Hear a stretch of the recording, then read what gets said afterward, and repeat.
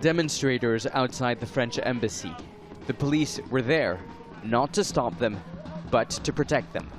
They're supporters of President Paul Biya. He's been in power since 1982. They're angry at the French President Emmanuel Macron. He's been openly critical of the government security crackdown on the English-speaking regions of Cameroon, where armed separatists are seeking autonomy. Supporters of the government hold signs saying no one can divide Cameroon and don't mess with our country's affairs. Who is this young 40-year-old who's trying to teach a lesson to our old president, says this protester. Look what they've done to Libya, Ivory Coast and Mali. They're not going to mess with us. They then all insult the French president. It's this mobile phone video widely shared on social media that sparked the protest. The person filming is a Cameroonian political refugee in France. He shouts to Macron to get his attention. He says more than 29 people were burned to death last week in the English-speaking regions by security forces. Everyone is fleeing. What are you going to do, he asks.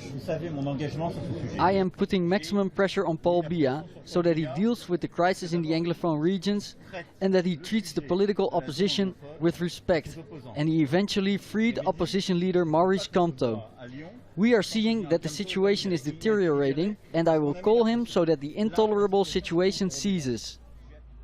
With 1 billion displaced and over 3,000 killed since 2016, human rights groups blame both armed separatists and security forces for the violence and displacement of people in the English-speaking regions. Human Rights Watch believes the Rapid Intervention Battalion, backed by ethnic Fulani militias, are behind the latest attack. The elite force, trained and managed by former Israeli Navy commandos, shot 13 children, then set their homes alight with the parents and children inside.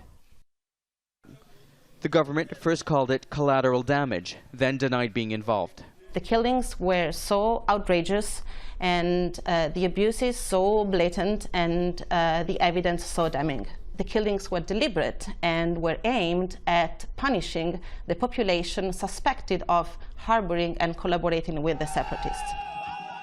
The opposition believes these demonstrations against France are orchestrated by the government itself. While France may be Cameroon's closest ally, the relationship is changing. The violence in the English-speaking regions is intensifying and proving too brutal to ignore. Nicolas, Haque, Al Jazeera.